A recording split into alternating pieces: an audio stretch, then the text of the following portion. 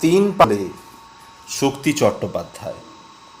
অন্ধকারে তিন পাহাড়ে ট্রেনের থেকে নেমে হাওয়াবিলাসী তিন জোড়া চোখ আটকে গেল ফ্রেমে।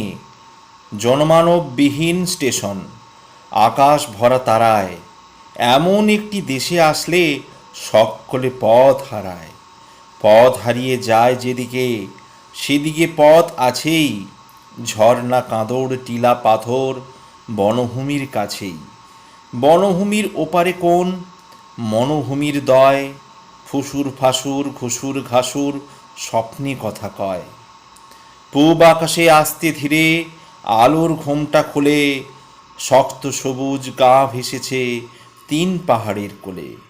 সহজ করে বাঁচা কি আর খাঁচাতে সম্ভব, তিন পাহাড়ের নকশি কাঁথায় শিশুর কলরব। রচনা শক্তি চট্টোপাধ্যায়। বাংলা ভাষার অন্যতম প্রধান কবি। দক্ষিণ চব্বিশ পরগনার বহরুগ্রামে জন্ম। পড়াশুনো করেছেন কলকাতার প্রেসিডেন্সি কলেজে। যাদবপুর বিশ্ববিদ্যালয়ে তুলনামূলক সাহিত্যে অধ্যয়ন অসমাপ্ত। বুদ্ধদেব বসু সম্পাদিত কবিতা পত্রিকায় জম কবিতা লিখে সাহিত্য জগতে প্রবেশ করেন। তার প্রথম কাব্যগ্রন্থ হে প্রেম হে নৈঃশব্দ।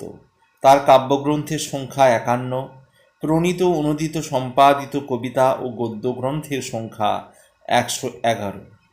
এগুলির মধ্যে ধর্মে আছি, জিরাপেও আছি। অরণ্যে, হেমন্তের অরণ্যে আমি পোস্টম্যান। সোনার মাছি খুন করেছি, যেতে পারি কিন্তু কেন যাব। উল্লেখযোগ্য কাব্যগ্রন্থ কোতলা, অবনী বাড়ি আছো, তার লেখা বিখ্যাত দুটি উপন্যাস। তিনি কৃত্তিবাস পত্রিকার সঙ্গে যুক্ত ছিলেন। কবিতা সাপ্তাহিকী প্রকাশ করে কাব্যজগতে আলোড়ন সৃষ্টি করেন।